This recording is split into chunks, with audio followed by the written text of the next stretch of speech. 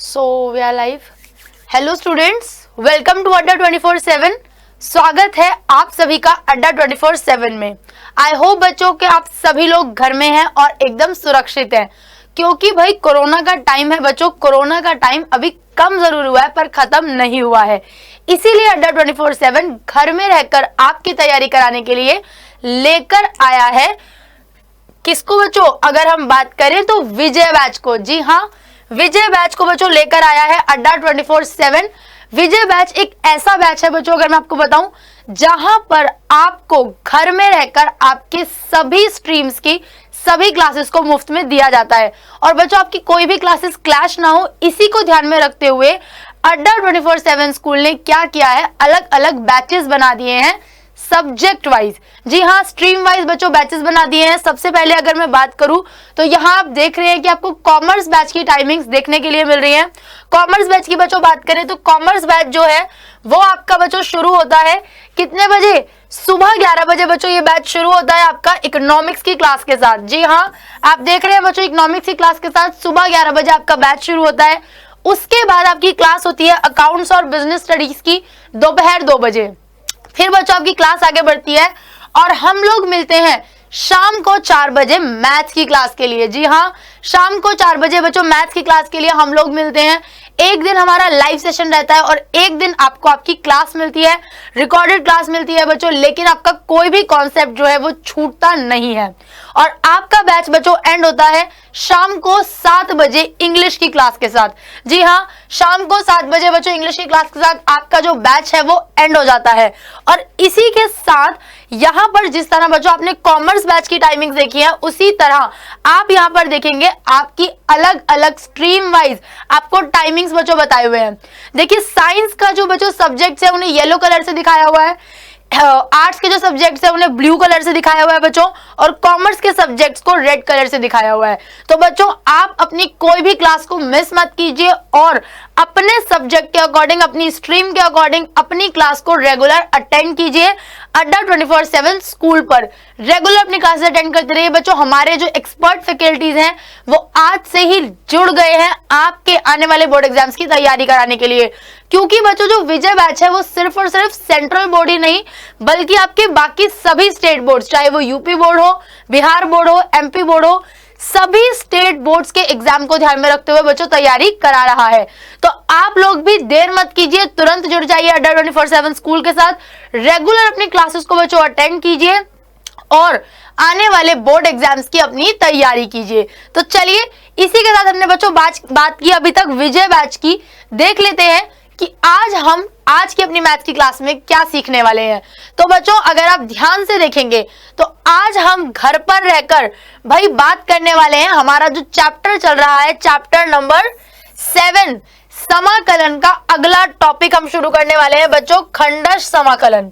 किसकी बात करने वाले हैं हम? खंडश समाकलन की बात करने वाले हैं, जिसमें हम जानेंगे कि खंडश समाकलन क्या है और कुछ उदाहरणों के द्वारा समझेंगे बच्चों खंडश समाकलन के प्रश्नों को। तो चलिए, आप लोग फटाफट से वीडियो को शेयर कर दीजिए, सब्सक्राइब कर दीजिए और लाइक कर दीजिए।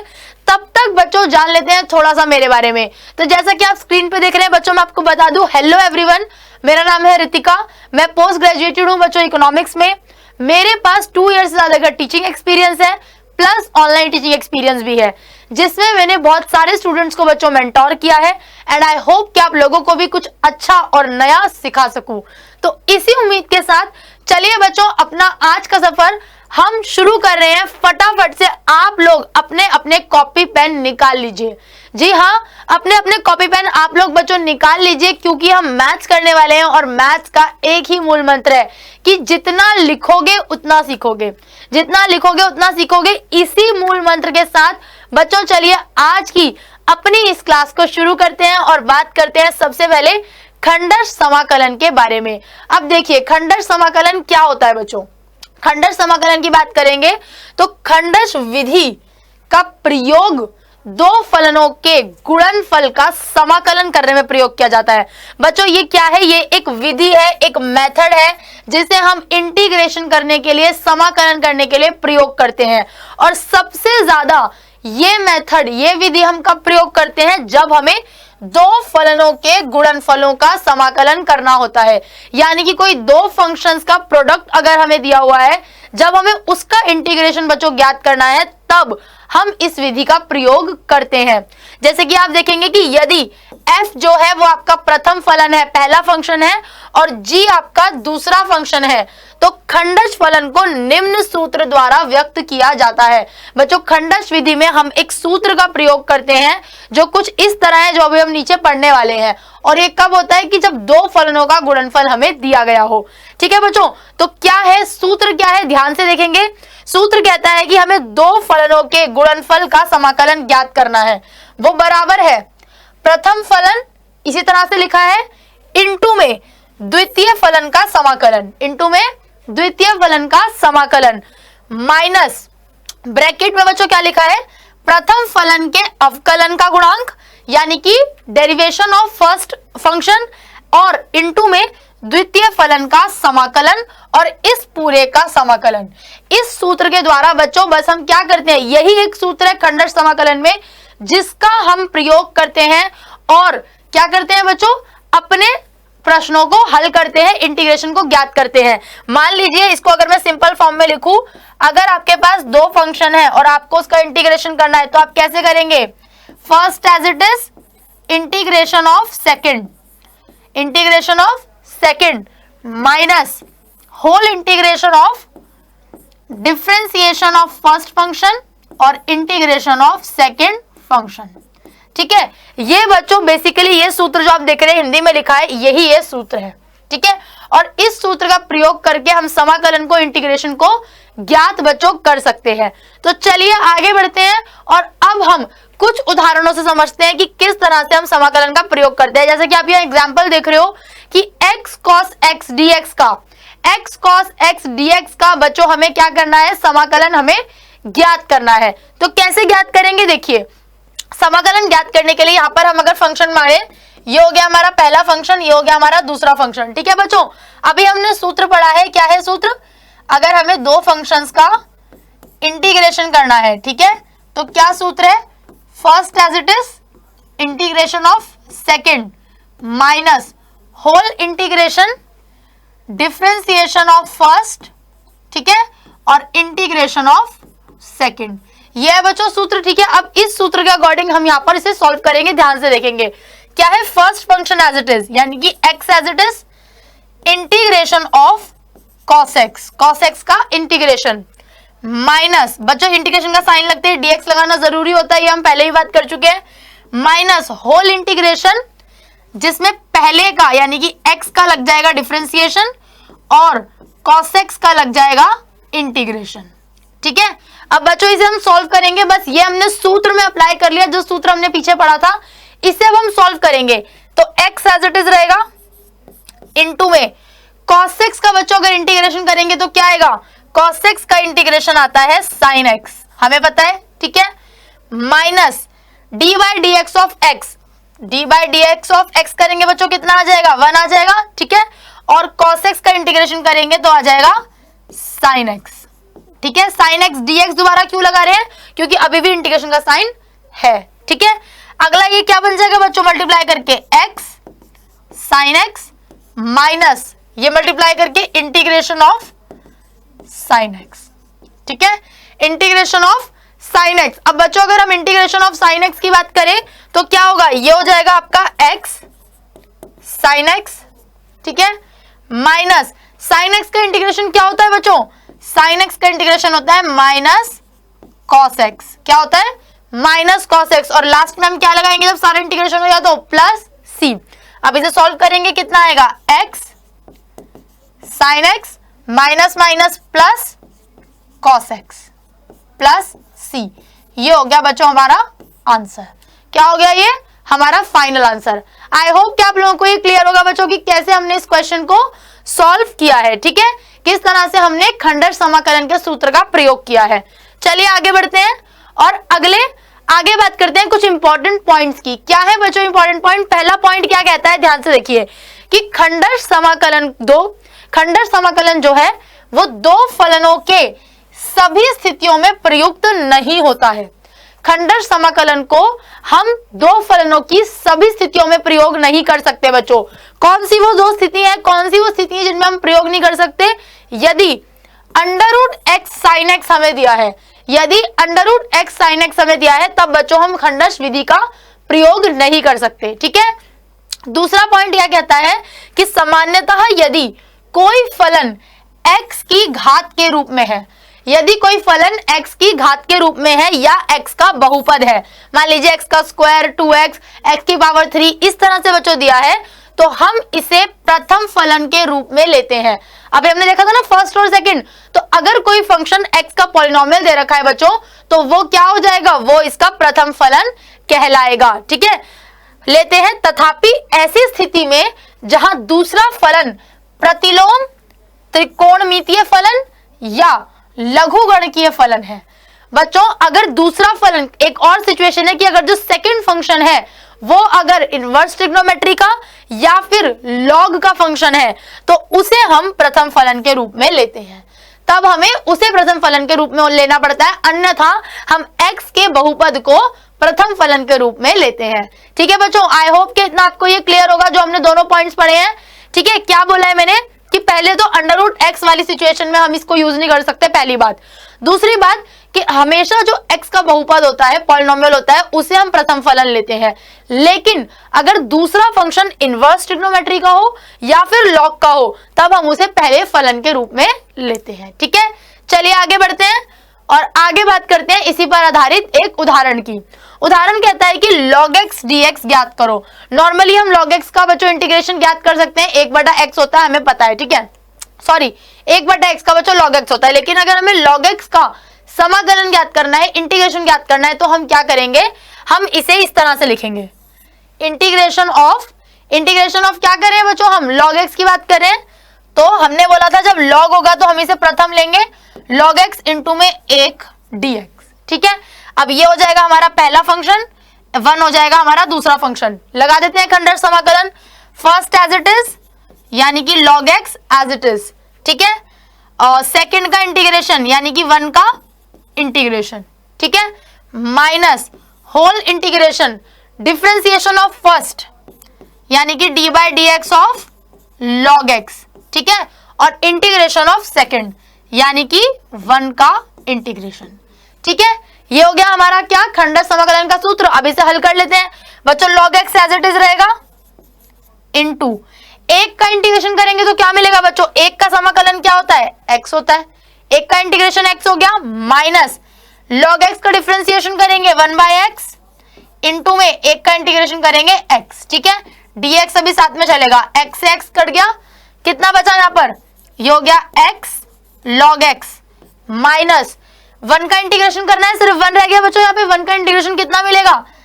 x plus c। कितना हो जाएगा? x plus c। तो x log x minus x plus c, ये हो जाएगा इसका आंसर। ठीक है। तो इस तरह से बच्चों हम इंटीग्रेशन को ज्ञात कर सकते हैं खंडश विधि का प्रयोग करके। ये आपको ध्यान रखना है, एक एक स्टेप हम यहाँ पर बच्चों सॉल्व करके देख रहे हैं। अगर आपको किसी पॉइंट में कोई डाउट होता है बच्चे, तो आप कमेंट बॉक्स में कमेंट कर पूछ सकते हैं, बता सकते हैं, लिख सकते हैं, जहां भी आपको किसी तरह का कोई डाउट रहता है। चलिए आगे बढ़ते हैं। और आगे बढ़ने से पहले बच्चों मैं आपको बता दूं अड्डा 24/7 स्कूल के सोशल मीडिया पैकेज के बारे में। जी हाँ बच्चों, आप जानते हैं कि अब अड्डा 24/7 स्कूल अवेलेबल है टेलीग्राम पर, फेसबुक पर और व्हाट्सएप पर भी। जी हाँ, हम अब तीनों ही प्लेटफॉर्म पर अवेलेबल है बच्चों। आप चाहे तो आसानी से हमें देख सकते हैं और हमारे साथ जुड़ सकते हैं। आपको केवल क्या करना है, इन तीनों ही ऐप्स को अपने एंड्रॉइड फोन या फिर आईफोन में डाउनलोड करना है और अड्डा 24/7 स्कूल के ग्रुप्स को ज्वाइन करना है। बच्चों इससे आपको क्या बेनिफिट होगा? आपको बेनिफिट होगा कि आपको एक ही जगह बैठे बैठे आपकी हर क्लास का वीडियो लिंक मिल जाएगा, जिससे आपकी कोई भी क्लास मिस नहीं होगी। साथ साथ आपको ढेर सारे प्रैक्टिस क्वेश्चंस मिलेंगे, हर क्लास के पीडीएफ नोट्स मिलेंगे और आपके हर डाउट का सॉल्यूशन मिलेगा चैप्टर वाइज, सब्जेक्ट वाइज, आपके एक्सपर्ट फैकल्टी द्वारा उन ग्रुप्स पर। तो बच्चों देर मत कीजिए, तुरंत डाउनलोड कीजिए और जुड़ जाइए अड्डा 24/7 स्कूल के साथ। चलिए आगे बढ़ते हैं और आगे बात करते हैं एक और उदाहरण की। उदाहरण दिया हुआ है ex sin x। ठीक है बच्चों, जब e की पावर x, जब इस तरीके के फंक्शन हमें दिए होते हैं तो अभी हमने पीछे पढ़ा था कि जैसे अगर e की पावर x है बच्चों, तो हम उसे क्या मानेंगे, इसको हम पहला फंक्शन मानेंगे और ये हमारा सेकंड हो जाएगा। सीधा सीधा खंडन समाकलन की विधि लगाते हैं।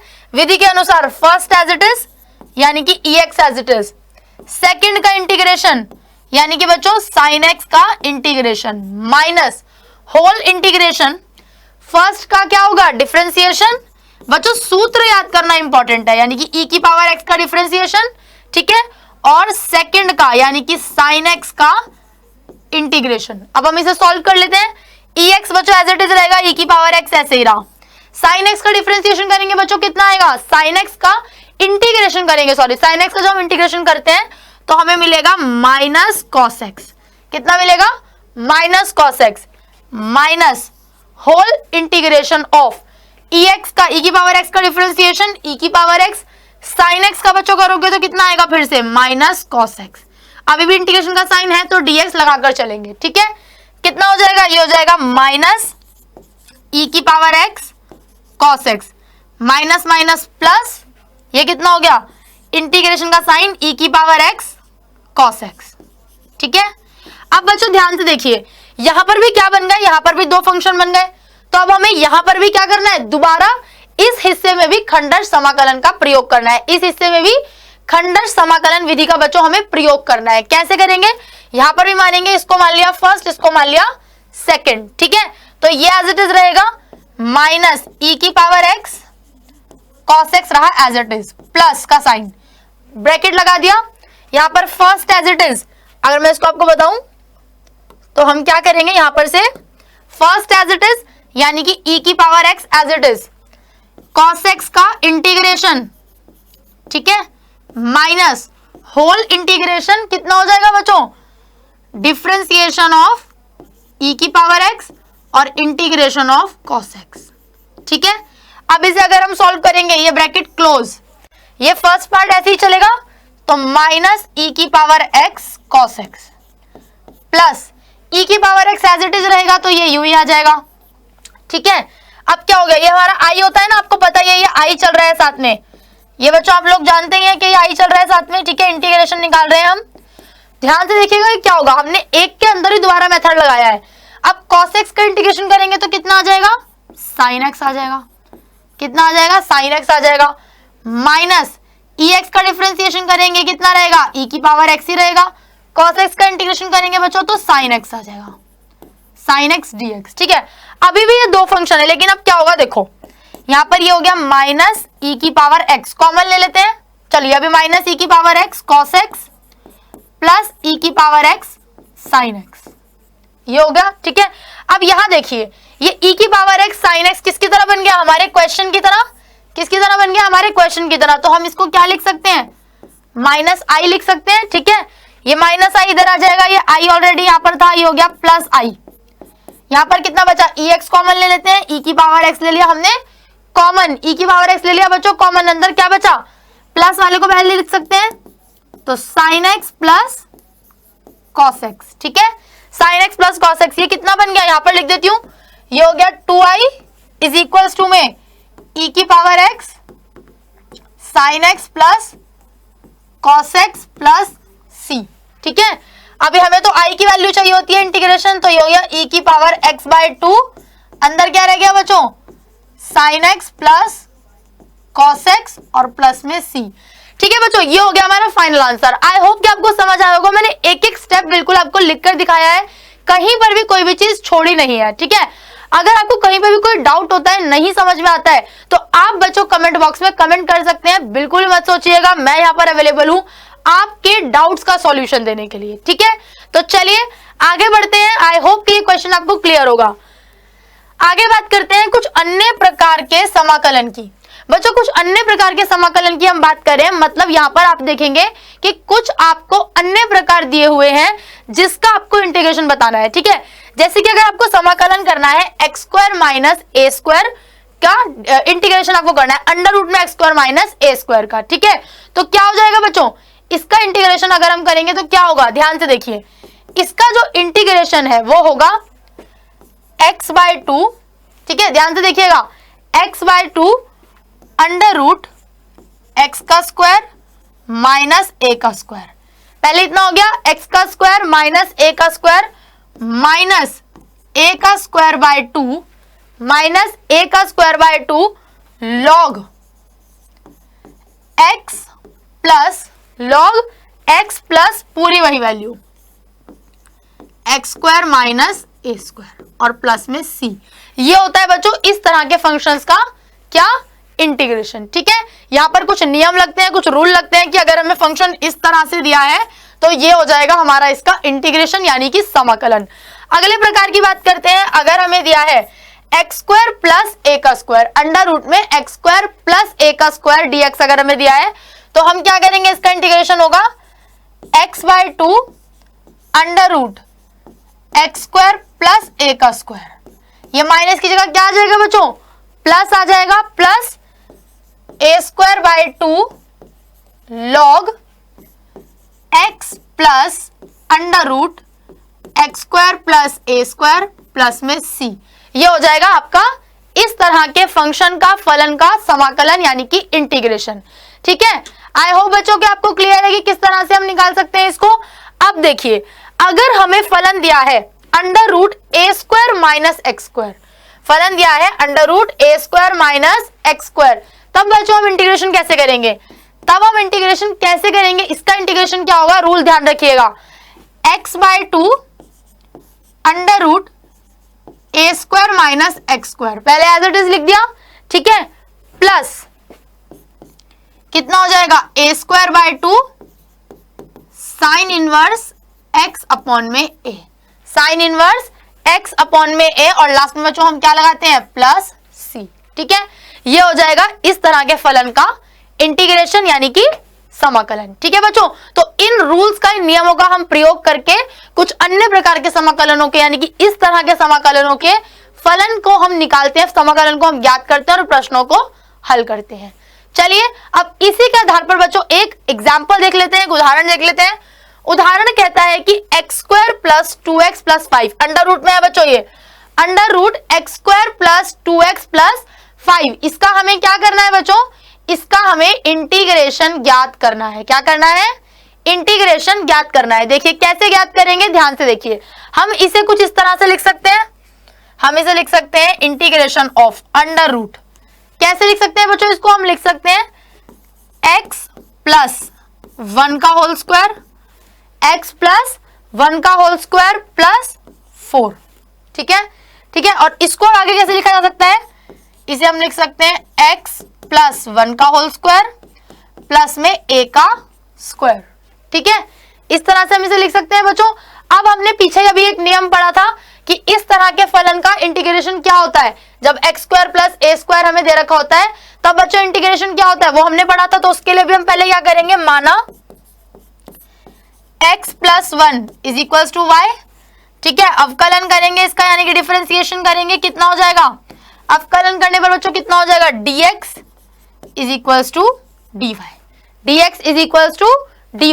अब यहां से हमें क्या मिल गया, इसकी जगह पे हम क्या लिख सकते हैं बच्चों, हम लिख सकते हैं अंडर रूट y का स्क्वायर प्लस a का स्क्वायर। ठीक है, अब वैल्यू खोल देंगे यानी कि नियम लगा देंगे, तो नियम के अनुसार बच्चों क्या हो जाएगा, y बाय 2, पीछे x बाय 2 था ना, अंडर रूट y का स्क्वायर प्लस a का स्क्वायर। ठीक है, plus a square by 2, y का स्क्वायर प्लस a का स्क्वायर था ना, तो हम इसे कैसे, ये देखो y का स्क्वायर प्लस 2 का स्क्वायर है यहाँ पे। ठीक है, तो ये भी 2 हो जाएगा और ये भी 2 का स्क्वायर हो जाएगा। ठीक है ना, कितना हो जाएगा, 2 का स्क्वायर हो जाएगा, log y plus under root y का स्क्वायर प्लस 2 का स्क्वायर प्लस में c। पूरा हमने फॉर्मूला लगा दिया। अब y की वैल्यू डाल देते हैं और इसको बस सॉल्व कर देते हैं। y को क्या निकला है, x प्लस 1, तो ये हो गया x plus 1 by 2 under root x plus 1 का होल स्क्वायर प्लस में 2 का स्क्वायर करेंगे तो ये हो जाएगा 4, प्लस ये 2 से 1 2 कट जाएगा, कितना रह जाएगा यहाँ पे 2, लॉग कितना बचेगा x प्लस 1 और प्लस में x प्लस 1 का स्क्वायर प्लस में 4 और प्लस में c। इतना बचेगा। आप यहां भी छोड़ सकते हैं आंसर को, या आप चाहें तो इसको आगे भी हल कर सकते हैं। बच्चों आप यहां भी छोड़ सकते हैं और आप चाहे तो आगे भी हल कर सकते हैं, इसमें कुछ भी गलत नहीं है, ठीक है। आप चाहे तो आगे भी इसकी कैलकुलेशन को खोल सकते हैं। ये जब हम क्वेश्चंस करेंगे इस पर आधारित, तब हम इस तरह के प्रश्नों को हल कर लेंगे। आई होप कि आप लोगों को बच्चों ये क्लियर हो गया होगा कि किस तरह से हम अन्य समाकलन के सूत्रों का प्रयोग करके इस तरह के फलनों का, अंडर रूट में दिए गए फलनों का समाकलन ज्ञात करते हैं और खंडश विधि में हम किस तरह से प्रश्नों को हल करते हैं, ठीक है। जहां पे बच्चों अगर आपको कोई डाउट होता है तो आप पूछ लीजिएगा, ठीक है, कमेंट कर दीजिएगा, कोई दिक्कत नहीं है। तो आज हमने बच्चों क्या सीखा, हमने सीखा कि खंडश समाकलन क्या होता है, ठीक है, खंडश समाकलन है क्या, और खंडश समाकलन के यानी कि इंटीग्रेटिंग बाय पार्ट्स। बच्चों खंडश समाकलन को हम क्या बोलते हैं, ये भी एक मेथड है, इंटीग्रेशन बाय पार्ट्स, ठीक है, जिसे हम खंडश समाकलन कहते हैं। तो बच्चों ये क्या होता है, किस तरह से इसके प्रश्नों को हल किया जाता है, क्या उदाहरण है, कौन कौन सी चीजें इसमें ध्यान रखनी होती है, पहला भाग दूसरा भाग कौन सा लेना होता है और इसका सूत्र क्या है, ये सब बच्चों हमने आज की क्लास में जाना और उदाहरणों के माध्यम से समझा कि किस तरह से हम खंडश समाकलन के तथा कुछ अन्य प्रकार के समाकलन के प्रश्नों को हल करते हैं। आई होप कि आपको क्लियर होगा। कैसा लगा बच्चों कमेंट करके जरूर बताइए वीडियो में, और जहां भी आपको डाउट लगा हो तो आप वहां पर कमेंट करना मत भूलना। मैं यहां पर अवेलेबल हूं आपके डाउट का सॉल्यूशन देने के लिए। हम नेक्स्ट लाइव सेशन में जब भी मिलेंगे मैं आपको आपके डाउट का सॉल्यूशन प्रोवाइड करूंगी। तब तक के लिए बच्चों आप पुरानी वीडियोस को देखते रहिए और अपने आने वाले बोर्ड एग्जाम्स की तैयारी में जुड़े रहिए अड्डा 24/7 स्कूल के साथ। रेगुलर वीडियोस को, रेगुलर अपनी क्लासेस को अटेंड कीजिए। Thank you.